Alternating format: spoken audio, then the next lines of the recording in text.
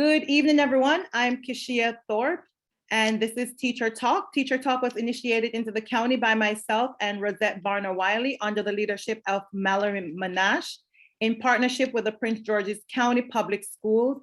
This is also sponsored by the National Life Group's LifeChanger of the Year program. Teacher Talk covers a variety of relevant topics today about K-12 employees, including remote learning, social emotional learning, and social justice topics. During this session, PG counties, Prince George's County public school teachers and school employees share thought-provoking ideas and insights while allowing teachers, administrators, and all level of staff to collaborate, share best practices, gain experience, and network with one another. So thank you for being here today. Today's topic is dismantling the school to prison pipeline.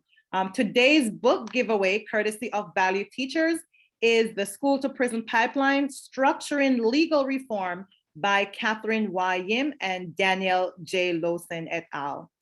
My co-moderator for today is the wonderful Amity Pope. I will now invite our outstanding diverse panel to introduce themselves. So we're gonna go ahead and start out with Ms. Cherry Price. Hello, everybody. I'm Cherry Melissa Price. I've been with Prince George's County Public Schools since 1996 for all of 3 years. I was a social studies teacher for the first 10 years. And then after that, I transitioned into the before and after school program, being a childcare teacher, and then eventually a coordinator until the program closed last February due to COVID. I was reassigned to James McHenry Elementary as a paraprofessional working with primary grades. And I recently started an online master's program in trauma and resilience in educational settings. And this topic fits right into my passions for those topics. And I'm happy to be here. Thank you. Thank you so much. We're gonna go over to Chief Tyrone Collington. Good evening, everyone. Again, my name is Chief Tyrone Collington Sr. I have the distinct pleasure of serving as the Chief of Police for the Bladensburg Police Department. I'm in my 26th year of law enforcement. I've served as a patrol officer, shift supervisor, criminal investigator, supervisor, as well as commander. I've also headed up our internal affairs department. I am a Iraqi freedom veteran and retired U.S. Army Reservist after 22 years of service. I hold a Bachelor of Arts degree in criminal justice. I'm currently pursuing my master's in organizational leadership. Graduated from Northwestern University School of Police Command, Law Enforcement Executive Development School, Department of Homeland Security Leadership Academy. I'm very dedicated. I am a very dedicated community outreach advocate and a sincere proponent for youth development. I've created youth leadership programs such as the Yes We Can League. I've created a homework study club. I started a monthly area principal meeting and have been involved in many youth mediation sessions with various schools. The Town of Bladensburg Police Department has a robust youth outreach program, which includes Police Explore program, Straight Talk with Teens, which is a mentor program, and our Brothers and Sister mentoring program. I'm hoping to share some insight from a law enforcement perspective and learn from each and every one of you how we can bridge the gap between the law enforcement community. This is why I'm excited to be a part of this discussion today to talk about the school to prison pipeline and how we can dismantle it and get a better narrative between the police and our students. And I'm glad to be here. Thank you. Thank you so much for being here today. I know it took a lot for you to definitely join us today. I'm going to go ahead and ask my co-host, Amity Pope, to introduce herself. Hi, everyone. I'm Amity Pope. I am co-founder of PG Changemakers. I'm also a staff member of Prince George's County Public Schools. in the Office of Professional Learning, where I support with all things professional development for the school system. Lastly, I'm a researcher and doctoral candidate focusing on secondary educators' perspectives on school discipline policies. Thanks for having me. All right, awesome. And Christina Lopez. Hello, everyone. My name is Christina Lopez. I am a born and raised PG County resident. I work in Prince George's County currently as in the early childhood office as a resource teacher. So I support the pre-K programs in the county. I taught kindergarten and pre-K for 10 years. And I also do advocacy in the state, serving as the president of the Maryland Association for the Education of Young Children. And we really advocate for equity and access in early childhood and just making sure that every child birth through 8 reaches their full potential. Thank you so much. And Mr. Randy Green. Good evening, everyone. My name is Randy Green. I'm assistant principal. This is my 22nd year in education. I also own a company called Circle of Impact, where I do restorative practice training, consulting, and coaching. And I'm also a consultant with Sage Wellness Group, where we do equity as well as restorative works. And just to add to the list, I'm the president of the New Leaders Council here in Maryland. Glad to be here tonight. Look forward to the discussion. Thank you. Dr. Brown. Good evening. I'm Gorman Brown, 25-year educator here in Prince George's County Public Schools. For the last, 22 years, I've served as a school administrator, 3 years as assistant principal at Suitland High School, 7 years as a principal at Walkerville Middle School, and now I'm in my 10th year as principal at Charles Herbert Flowers High School in Springdale, Maryland. I hold a bachelor's degree from Howard University in chemistry, master's degree in curriculum instruction with a focus on educational administration from McDaniel College, and a doctorate degree in educational leadership from Nova Southeastern University. I've also led several mentoring programs focused on supporting Black boys in all of my leadership roles. The current program is called Manhood 101, where I partner with my brothers from Omega Psi Phi fraternity, Lambda Gamma Gamma chapter, to lead about 30 boys over the last 10 years. Father of 3, husband of 1. I would hope so. All right, Ms. Foster, Joanne Foster. Good evening, panelists and guests. My name is Joanne Foster. I'm very honored to be here as a panelist tonight. I'd like to thank Keisha Thorpe, Amity Pope, and Rosette Barner Wiley, under the leadership of Mallory Manish, for hosting this discussion. I'm currently working at 2 schools in Prince George's County, Valley View Elementary School in Oxon Hill, under the great leadership of Kimberly Petway, and Fort Washington Forest Elementary School in Fort Washington. I have about 25 plus years of experience teaching in middle schools in Fort Greene, Brooklyn, which is my hometown, Brooklyn, New York, high schools in Harlem, New York, young males, alternative schools, Baltimore City Juvenile Justice Center, alternative education at foundation schools in Largo, Maryland, and Phoenix Academy in Annapolis, Maryland. And I look forward tonight to talking about zero tolerance, how it contributes to the school to prison pipeline, children with emotional and learning disabilities, and finally, strategies which I believe can dismantle the school to prison pipeline. Good evening, very happy to be here. All right, thank you. That's our illustrious panel. And I'm gonna go ahead and let Ms. Pope take it away. All right, taking it away. Thank you, Kashia. So when we're gonna jump right into it, all right? We're already here. So, people hear the school to prison pipeline. I assert many of them don't even know what that really means. There's so many origins of the school to prison pipeline and also who contributes to it. So my first question here is, what is the school to prison pipeline? who coined the phrase and how did it come about?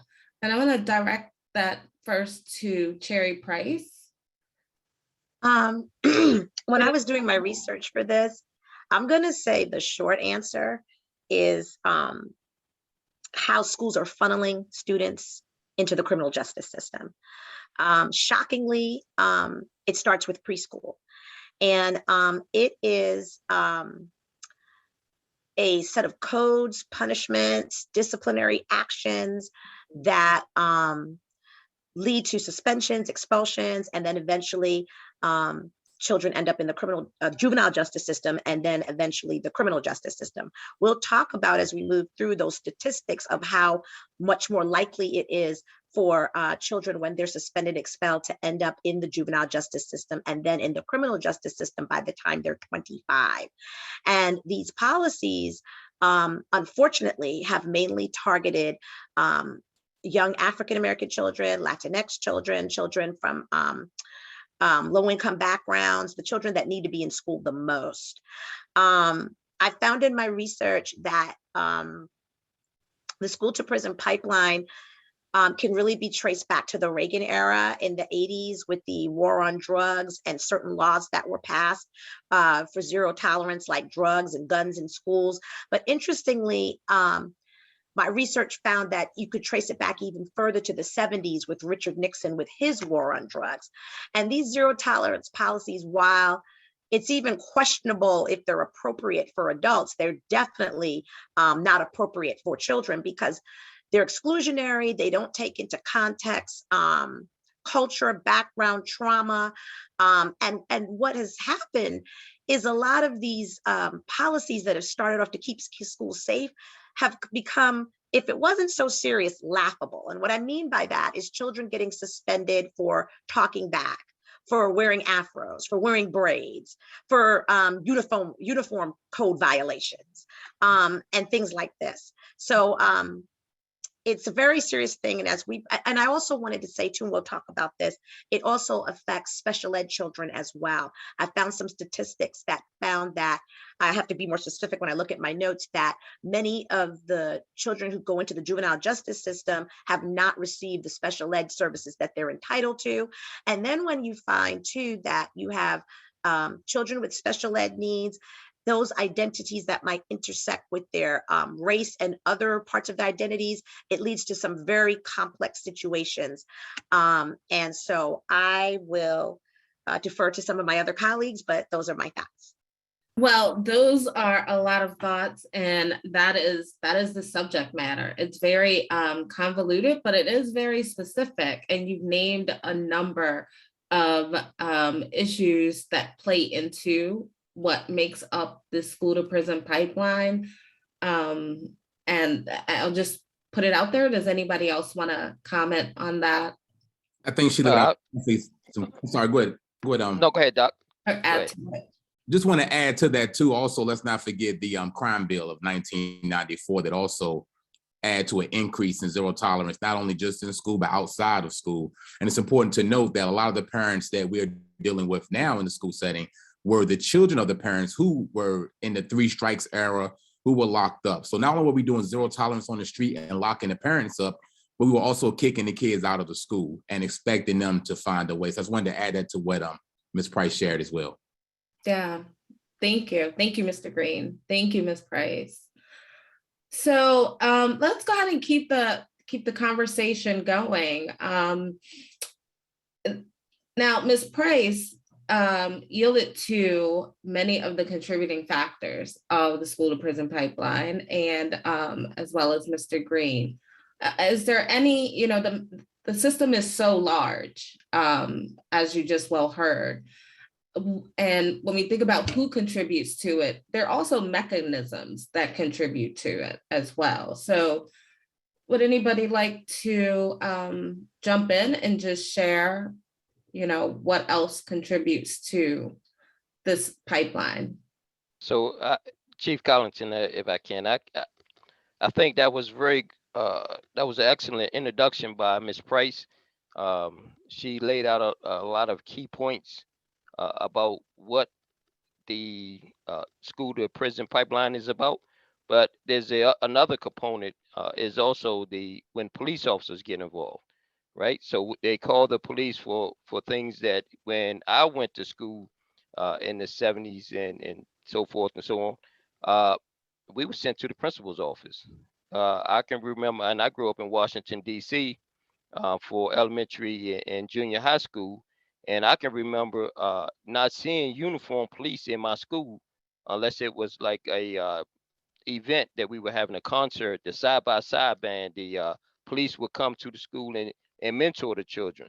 The police got called very seldom. Did you see the police come in there? And when it came, you knew it was something serious, like somebody did something in school that initiated or warranted the police to be called. But as we evolved, we start to see when they start putting the school resource officers in. And what happens oftentimes is the child is talking back in class. And what do? The teacher don't want to be, she don't want to get involved, or he doesn't want to get involved. And they know that the police is sitting around the corner. So they send a little student to the school resource officer. And then they're sitting inside of there. And if the child is talking back, and then now the police think, oh, now I got to put my hands on this child. Well, actually, they don't, because they should have never been called in the first place. Because the school should have policies in place and training should be set up for the police officers to not have to go hands on as much. Now, there's a place for that, and we'll talk about that later. I see that's down listed in one of the other questions, but I just wanted to add that piece that what contributes to the school to prison pipeline, you have to include the police in there, because they're the ones that are called to the school, and they are there to enforce the law, but they should not be called just as a norm for every situation. I'd like to add to that I found some statistics that said that the number of police officers stationed full-time in schools has increased by 1/3 between 1997 and 2007. And as Chief Collington brought out, they were supposed to be in schools to prevent things like major crimes, school shootings, and things like this. But I found a very interesting terminology. It became schools outsourcing discipline, basically, to police officers. According to the National Center for Education Statistics, School Crime and Safety Survey, they took an average of data from 2005 to 2010. And they found that schools are more likely to have an officer on their campus if the student population is more than 50% Black. According to another study, although students at police schools are more likely to be arrested, they're not more likely to be charged in court for things like weapons, drugs, alcohol, or assault. Another interesting study conducted in 2010 to 2011 found that 1 in 6 public school students were Black, but they accounted for 1 in 3 arrests at school.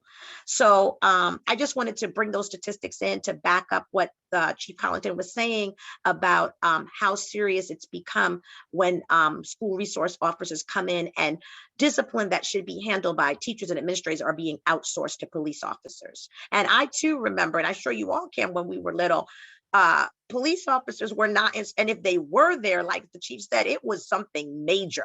It was not for a uniform violation, or you disrespected your teacher, or you didn't wear your hair a certain way. That's when I read these things, I'm just amazed, and I'm amazed that 4 and 5-year-olds are starting to be funneled into this. It's really alarming. Can I just add something? I would like to add a different thing on it, because I think discipline is definitely a key component to school to prison, but I think we also have to look at how we undereducate students. And what I mean by that is that we're not providing students the best or most quality education they deserve, not effective instruction. We don't have the resources, and undereducating them, and we're graduating them. So they don't have the skills to obtain a higher education. They don't have the skills to go into a livable wage employment. So those things as well also lead to the school to prison pipeline, when kids are not able to leave school with the knowledge and adequate education to live a productive life. So that plays a very vital role. And oftentimes that's what leads to many of the disciplinary problems, that the students are disengaged in the schools, because oftentimes we're not bringing our best for them. We're just pushing them through the system. So I wanted to make sure we kind of put that piece in there as well. I'm really glad Mr. Green brought that up because I'm experiencing that right now, not being a lead teacher. I'm a para, but I see a lot. And for instance, one of my kindergartners at this point should be able to count from 1 to 10. She can only make it to 2. She doesn't have number sense or number recognition. I asked the teacher, have you called mom and told her about this? Not yet. I'm like, what are you waiting for? You know, so in this particular classroom, certain things are being done as routines, but kids are not picking it up. And so I said to him, we've got to do something different. You know, we can't keep doing the same thing, expect different results. So I think Mr. Green is really right on that. It's very, I'm in a difficult position because I see a lot and I'm not the lead teacher because I know what I would do. But I think as we go forward, we talk too about, you know, a lot of teachers are burnout. They have vicarious trauma, compassion fatigue. And so that kind of sometimes impacts their level of engagement and commitment, I think sometimes. Wow. And then the result is you get disciplinary issues. Absolutely. Absolutely. Thank you all. Thank you all. I now want to pivot, but it's not a big pivot. I want to look at the practices within the school, more so like the school of code, the student code of conduct and disciplinary policies. So I would like to start with Dr. Gorman and maybe hear from Ms. Lopez, if you're able to, you know, jump in on this. What are the disciplinary policies in your school? So our school follows the Prince George's County student rights and responsibilities as it relates to the disciplinary actions against students. So there are very few offenses that would call for an immediate suspension currently written in that disciplinary code. A lot of the classroom disruptions and loitering and uniform violations and things along those lines that used to be things that were called for suspension have been now written down to level 1 and level 2 offenses. So it's not the code of conduct, I believe, that is the challenge. I know, you know, from an administrative perspective. So from the perspective of a father of 2 Black boys and a Black girl, I have kind of a divergent viewpoint in this. So my children have friends that attend schools outside of Prince George's County, inside of Prince George's County, and sometimes as an administrator or a parent, I get concerned by the things that we place as priorities. It's vital that we provide you know, a solid educational experience for each of our children, but we also have to foster within them the opportunity to express freedom, have divergent viewpoints, to engage in research, to be able to speak their minds. And in other schools, in other school districts, and primarily schools where there's not a majority of students of color, a lot of the things that people would consider as being, you know, disruptive are just student expressions.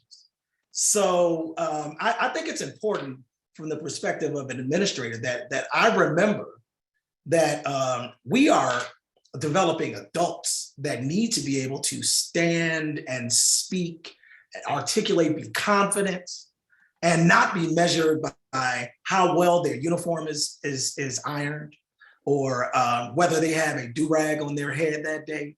I think a lot of times we measure a child by his value just based on the way he comes to school every day. And a lot of that has nothing. A lot of times our kids come to school the best way they can. You know, if they don't have a uniform on, it may be because, you know, somebody wasn't able to wash that weekend. Should we deny them the right to an education because of that?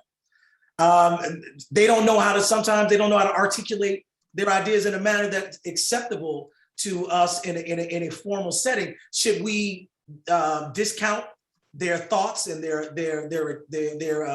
ideas. You know, a lot of times they don't have experiences outside of their general community. So do we minimize who they are to become because of who they present themselves as every day? So, you know, as a principal, it is my role to ensure that there is safety and order in the building. You know, we talk safe and orderly all the time, but on a much deeper level, it is my responsibility to make sure that my young people are engaged. They feel like they're a part of something special, and that they feel like they can accomplish wonderful things. So I have to balance that. And sometimes it means making decisions as it relates to discipline that aren't always popular with staff members who may believe that a student should be suspended because of inaction and I didn't suspend them, or a parent who believes, that however they present a situation should be acceptable. So, you know, it's a real balancing act from the perspective of a principal, as it relates to how you execute discipline in the building. So that's just. Well, I mean, Dr. Gorman, so many things resonated with me as I listened to what you shared, and what I'm hearing so far from everyone that's participated. My colleagues aren't going to be happy, maybe some people are going to really, you know, have the mirror shown to their face, but things happen in that classroom first, and things happen in the building first. And usually speaking, it's teachers first that have these interactions first. Could be principals first, maybe, but generally when things are happening, they're happening first around an educator, and just what I'm hearing and things that I've seen. I'm gonna have to break, but I do know that Ms. Thorpe, my co-moderator, and thank you for having me able to moderate such a passion of mine with this work in school discipline policies. And I know she's going to take it on, but I'm just thankful for spending, you know, this 30 minutes with you all each. And I appreciate everything that you do and what you're sharing here. It's been a pleasure. All right, thank you, Amity, for just sharing with us as well, and for even jumping in and, you know, and taking over a little bit and sharing some of your expertise. And we're gonna go ahead and move on to Christina. I know, Christina, you haven't shared yet, but here's a question I wanna ask you, Christina. What do you think about, have you ever been in any instances where you've seen the school to prison pipeline operating? Yeah, I mean, I see it every day. I work in the school system. And so, you know, some of the things. Can you remind us of your school, the school that you work? I work in a lot of different schools. So I go across the county supporting the pre-K programs. And there's about 30, and I hope you don't hold me to calling all of them out. But the ones that I spend the majority of my time with right now are schools that have pre-K because of the federal expansion grant. And so I work with Robert Gray Elementary, District Heights Elementary, and Barnaby Manor very closely because we're taking them through accreditation. And so Maryland accreditation is really the high standard of quality. So it shows that this program is providing quality to this community, and they have to meet a lot of markers to show that, a lot of evidence and a lot of competencies on the group, you know, on the teachers and on the school itself and on the program. And the reason that that school has to be quality is because we know that quality early experiences can change a trajectory of a child's life. So when children are prepared and ready for kindergarten, we tend to see them have higher third grade reading scores. And then those can predict how they do in 8th grade and high school, and really later on in life, things like going to college, holding a job, even health. And so, you know, that's the work that we do. And I would say, you know, some of the things that I would add on and what others have elevated and lifted here is really the implicit bias that exists within our system has a huge effect. And it's probably the most complex aspect of the preschool to prison pipeline. But this idea that the effect is that people's stereotypes, their opinions, the teachers and administrators in the building that they have about certain groups, particularly Black boys. We see this a lot in preschool. There's data to suggest that a Black boy is almost 4 times more likely to be suspended from pre-K. And that's just the data that we have. There's a lot of what we call soft suspensions. And that's when they take him out of the room, right? And they're like, can you take him? You know, the data that we have is already very compelling. But we also know that it happens more often than what we have data on. And it was so much so an issue that the state of Maryland in 2017 passed a law. So in Maryland, and this goes back to code of conduct, but really as policy, it is illegal to suspend a child in pre-K, but really to second grade without following through these steps. And that was because of some research and some work of advocates like all of you on this panel that brought this and elevated this. And we saw more than 2,000 kids in Maryland pre-K to third. So you're talking younger than 8 years old were suspended or expelled in just 1 year. So Christina, I just want to jump in really quickly because I think there was a question in the chat that you may be able to respond to. And just briefly, if you could, Ms. Johnson asked, I'm not sure if it's Ms. Johnson, Mr. Johnson, but Johnson asked, is it true that 3rd grade reading scores are viewed by the criminal justice system to plan for building more jails? Since you alluded to that in your statement. Yeah, that actually is something that was put out years ago to I think it was to build emotion. It is one of the data that we use, but it actually is an urban myth. So they don't predict necessarily that that our 3rd grade reading scores cannot really predict how much funding to provide for prison beds, but it built a lot of emotion around it. But the research behind that is that there's still some relevance because we know that children that are not reading by 3rd grade are less likely to be literate, or they will never catch up by the time they graduate high school. And then children who are not graduating with literacy from high school tend to have a higher likelihood of entering the criminal justice system. So there is a tie, but that one is a little bit of an urban myth. All right, well, thank you for clarifying that and sharing that with the audience, because I'm sure that, you know, that makes a difference with what a lot of us perspective or perception are. I just want to jump on, and here's a question that was for Miss Joanne Foster.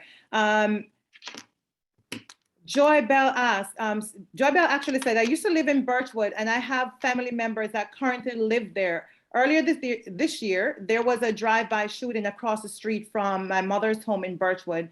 Is Valley View participating in any program that reach out to or connect to community in regard to drive-by shooting? At the moment, I can answer the question. At the moment, we do not have a community police officer in the building, but we do have regular drills for the students. And we also have a community representative who attends the precinct meetings and so forth. So we are informed of what's going on, and we do have regular drills to prepare staff and children so that if an event like that should happen, we are prepared and we know what to do. All right, thank you. I hope, participant, I hope that answered your question. So we're gonna move on to Chief Collington. This may be a really tough one, but I'm hoping that you're up for it. Do you think that children should ever be arrested in school? Why or why not, and when? What provides a basis for children to be arrested at school if that would be the case?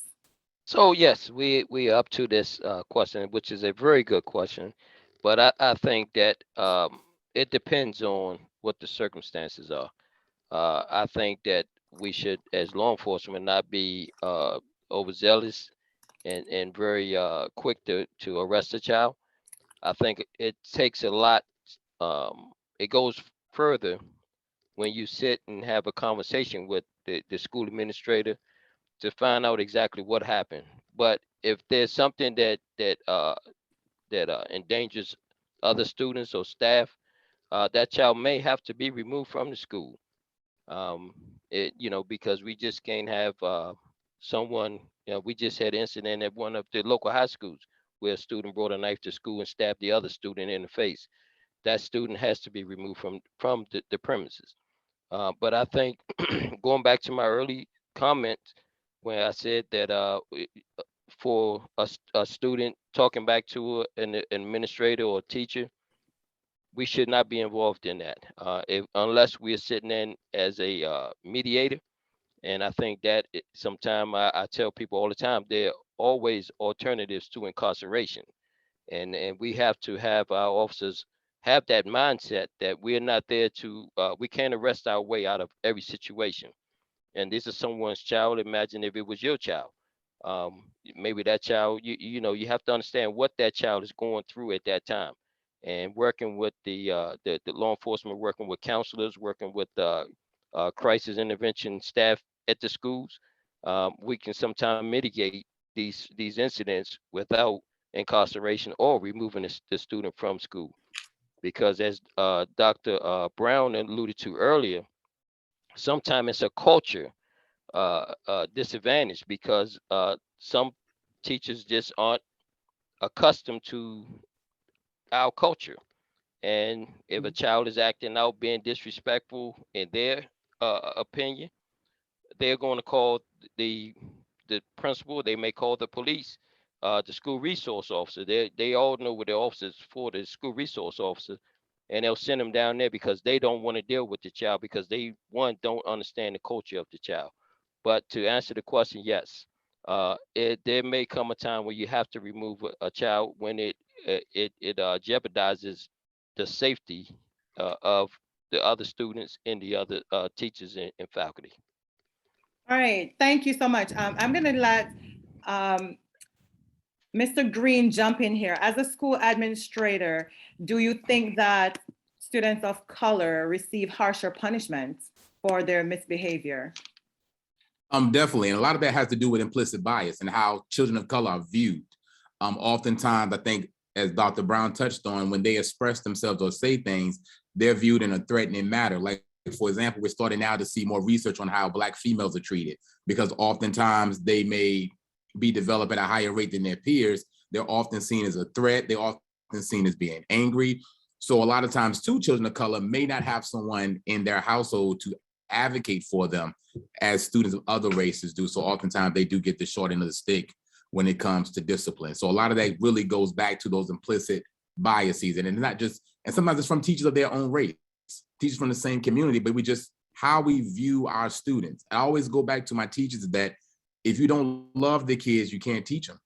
Yeah. It's just that simple for me. If you don't love them, you can't teach them.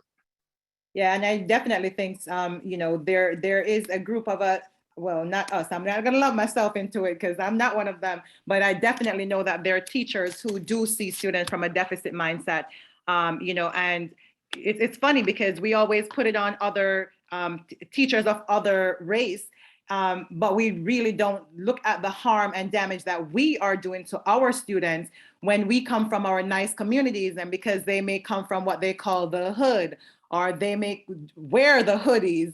We are the same teachers of color that discriminate against our same students. And, to your point, Joanne, I want you to jump in here. And just, I want, because you've worked with juvenile students, juveniles, I want to ask you, do you think that SROs, do you believe SROs or police should be in schools? Why or why not? Yeah, I'm so glad you asked me that question, because I know at the Phoenix Academy, we had a community officer there, and he had developed a very good rapport with the students.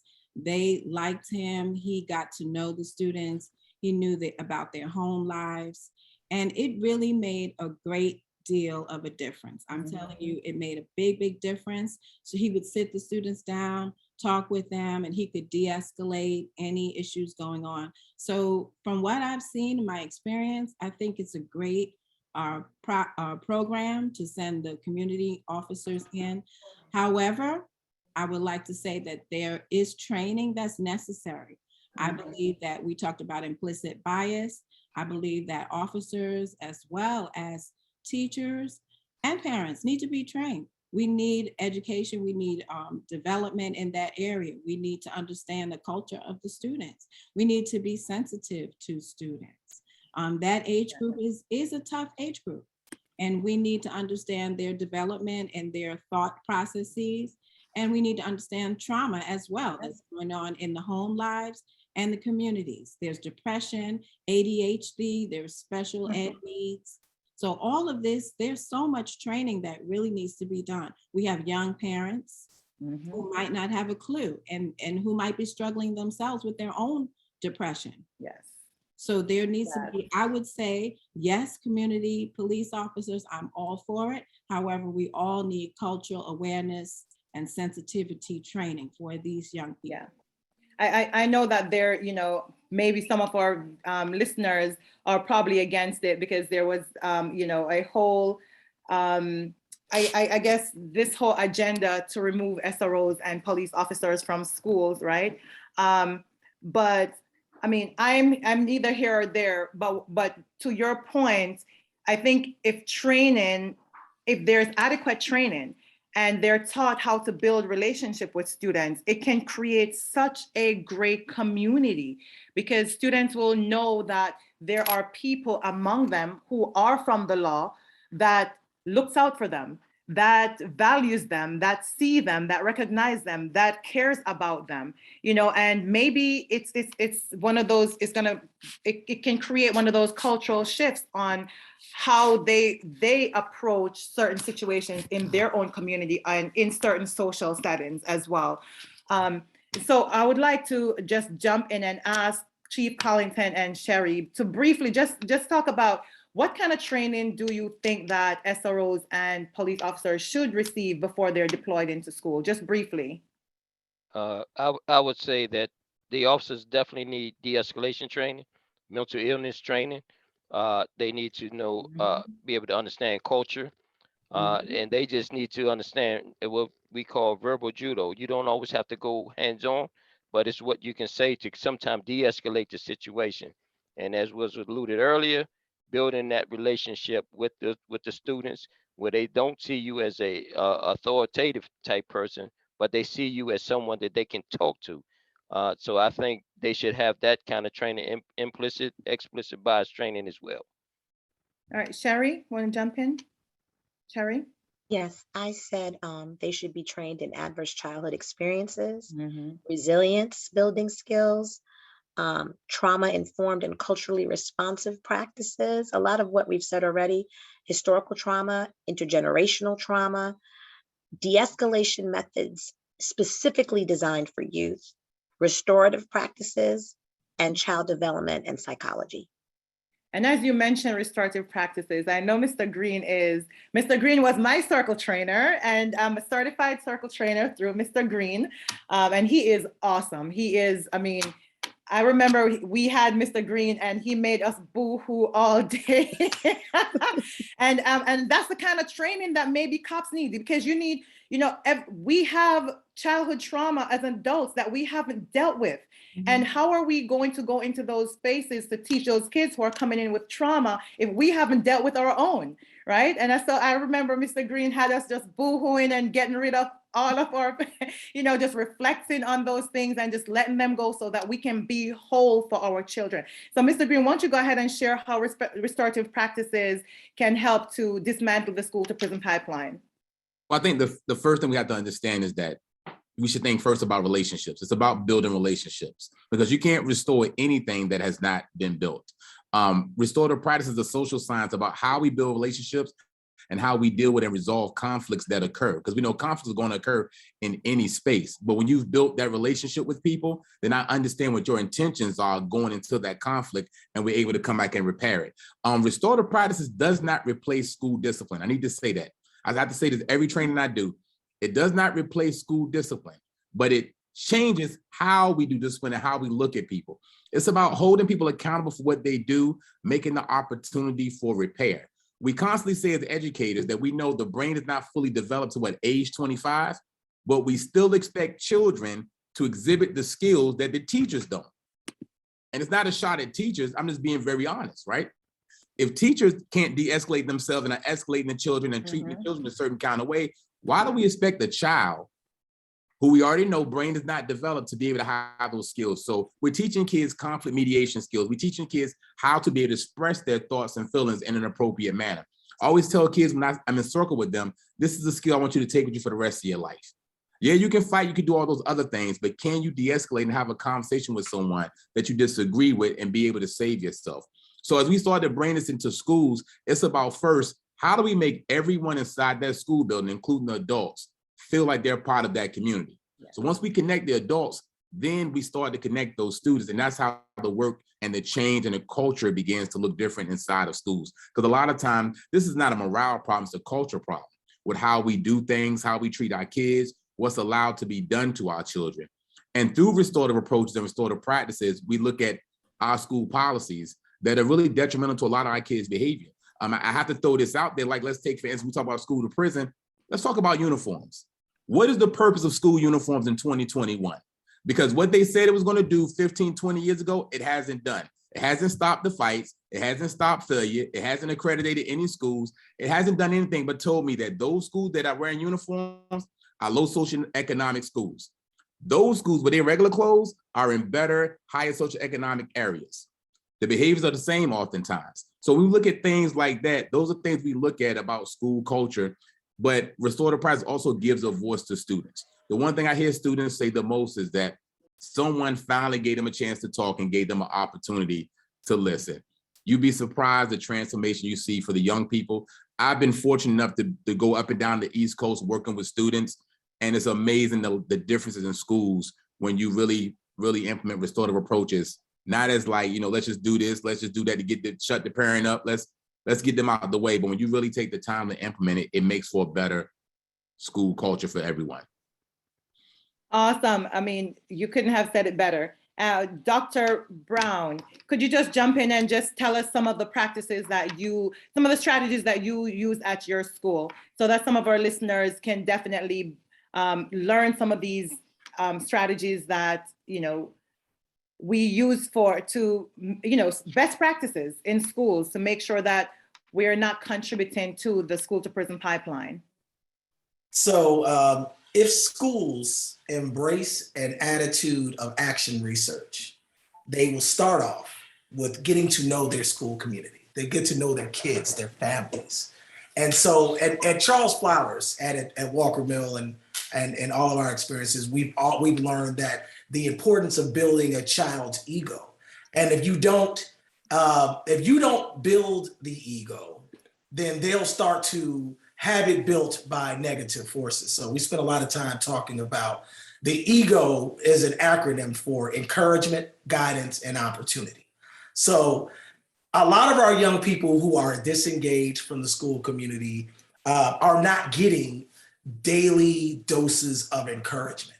So we start every day during the pandemic, we would have positive thoughts and interactions every morning through recordings, even while we're back in the building. Now we start off with what we call Flowers Way time after first period. And a part of Flowers Way time is always providing our young people with encouragement, way to start their day.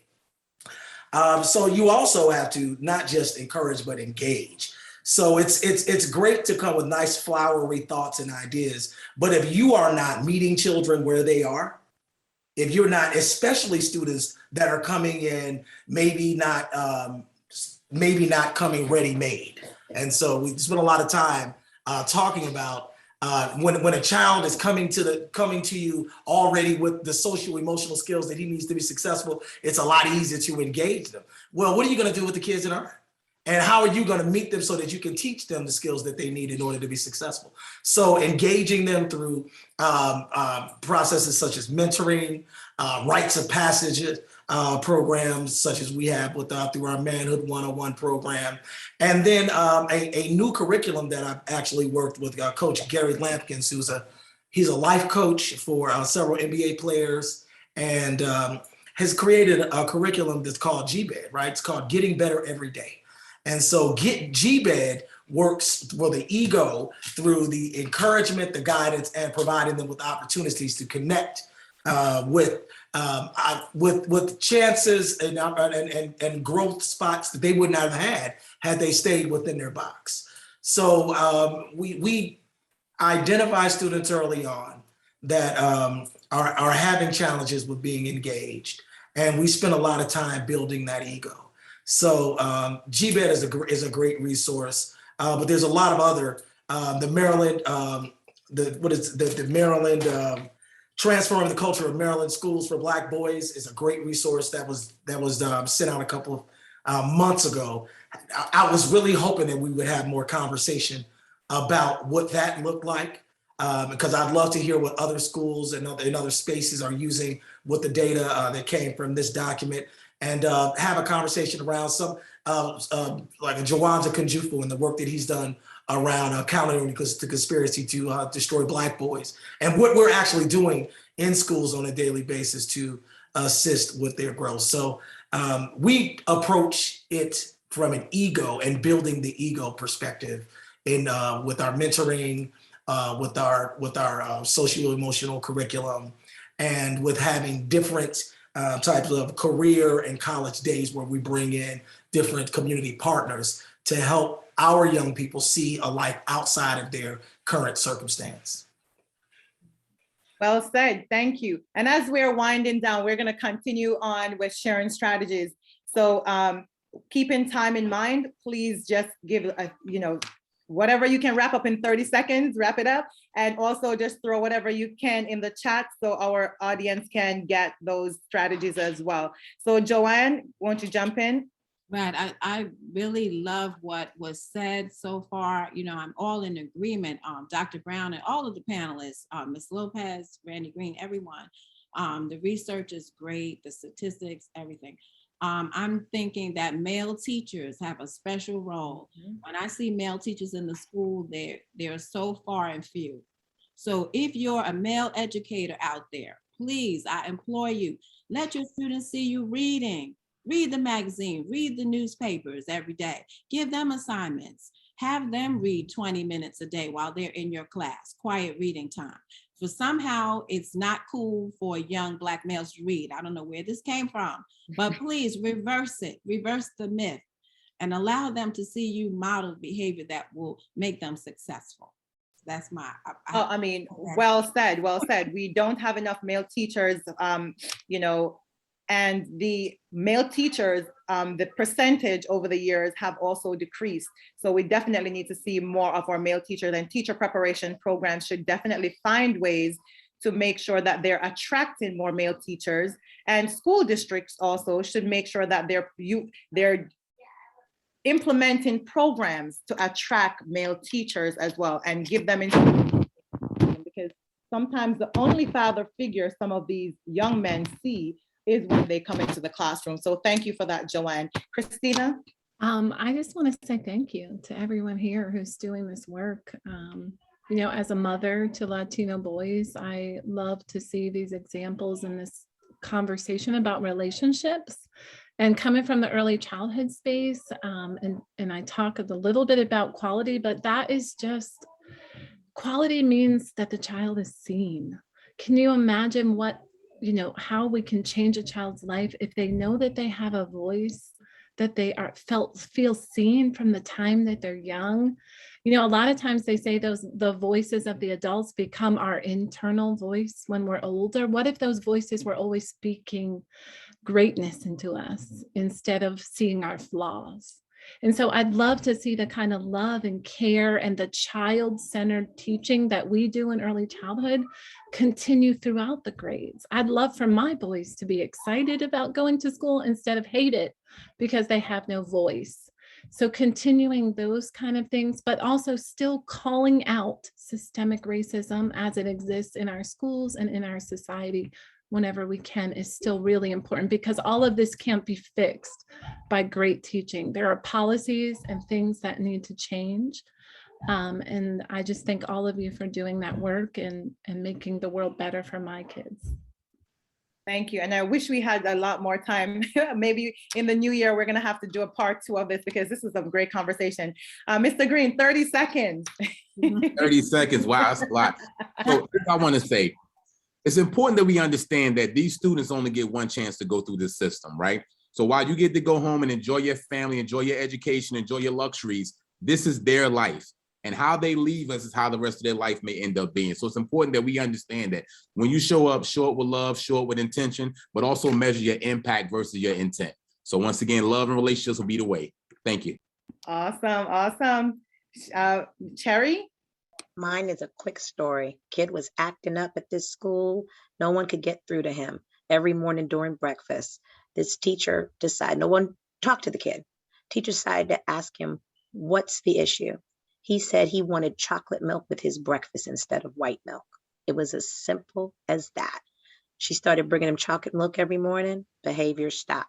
Not always think it's that easy, but it's about relationships, talking with children, finding out, not asking what's wrong with you, but what happened to you, and then what's right with you. Going from deficit-based to strength-based to healing environments. Thank you to everyone. I hope we can do a part 2. Please, please. And Mr. Collington, we're going to go ahead and cap it off with you. And throw a plug in there before. Man, throw a plug in there. Go ahead. School to prison pipeline that I found some stats, $241 compared to $75. The average daily cost of incarcerating a young person compared to an effective community-based alternative to incarceration program. I gotta say this, $140,000 a year to incarcerate a child, $10,000 a year to educate them. Woo! Oh, wow. Some chilling facts. Please put those links in the chat. And Mr. Collington, go ahead, Chief Collington. Great. I just want to say once, thank you for putting this together. Thank you for including me. Because, you know, with the panel, you had a magnificent panel, and just to bring the law enforcement perspective in was huge. And I think we should do another session, as it was stated earlier. And I want to say congratulations on your global award, being #1 in the world out of 8,000 other educators right here in town of Bladensburg, International High School of Langley Park. I want to say kudos to you. Job well done.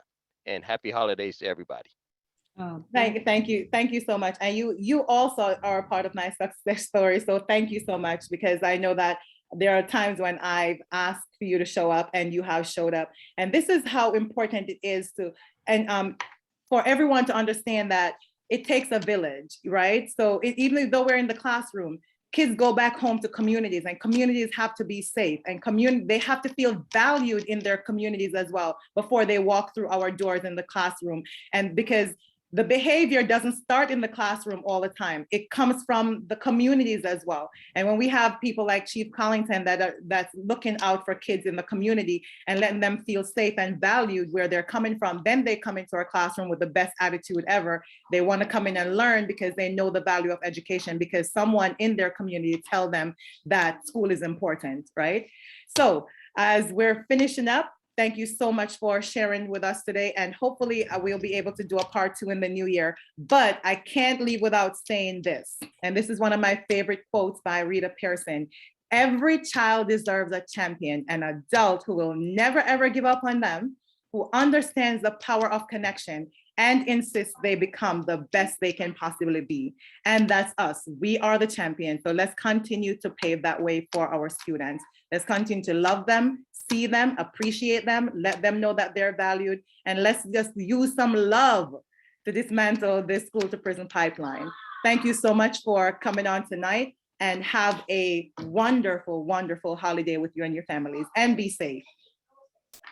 And thank you for our participants. Thank you so much for staying in tune with us. And hopefully some of the resources we shared in the chat, you're able to use them. And also some of the strategies that the panelists have shared, hopefully you're able to go ahead and implement those in your classrooms and your schools as well. Thank you again. Have a wonderful night. Thank you. Good night, everybody. For having us. Good night, everyone. Hey, everyone. Good night. Happy holidays.